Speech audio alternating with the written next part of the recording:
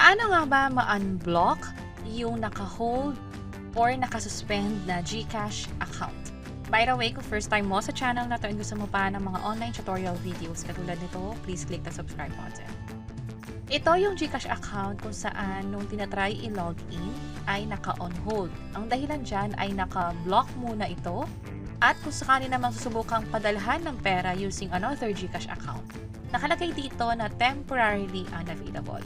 So, lahat ng features hindi pwede at higit sa lahat, hindi pa ito ma-access kasi nga naka-hold. Kapag ganyan, ang gagawin lang ay pumunta sa help center ng GCash. Pwedeng gumamit ng same na GCash app or ibang GCash app kahit may naka-login pa ron kasi hindi naman kailangan pumasok or ma-access yung loob ng GCash. Instead, itong help center ang pinakailangan natin. Also, kung ma-access ito sa website ng GCash, pwede din naman sa contact us nila. Merong GG Help Center doon. Kasi ang pinakailangan natin ay ma-access si GG o yung chat support nila.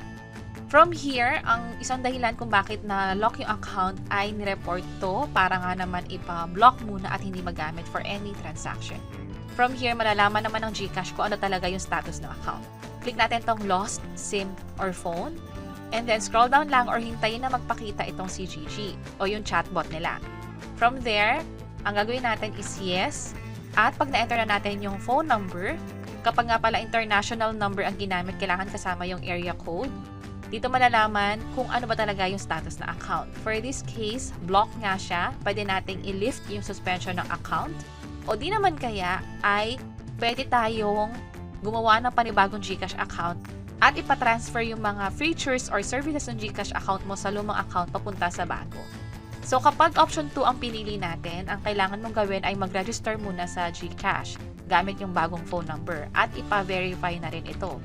Kapag fully verified na, kailangan mo rin ng affidavit of loss, yun yung requirement ng GCash bago mag-proceed. Pero sa video na to, ang gagawin natin is i-lift lang natin yung suspension ng GCash kasi nga same number yung gagamitin natin. For this case, hindi na kailangan ng additional requirements katulad ng mga ito.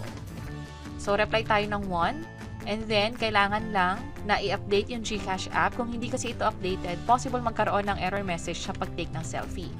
So, respond tayo ng yes.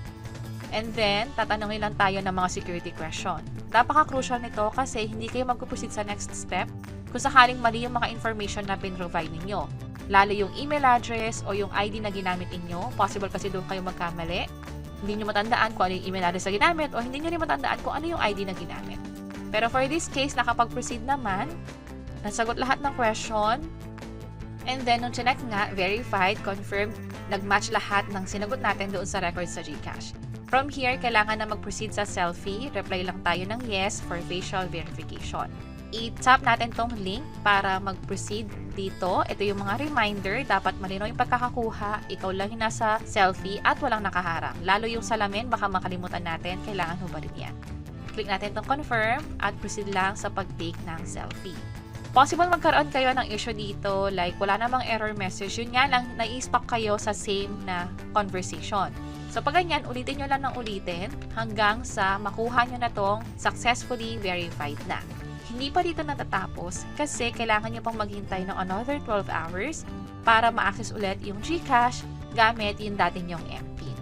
And that's it. Sana nakatulong tong video na to. Kung pakiclick ang like button at para sa iba't ibang mga tutorial videos, pwede nyo i-check ito nasa baba. Sana makatulong. See you sa next videos.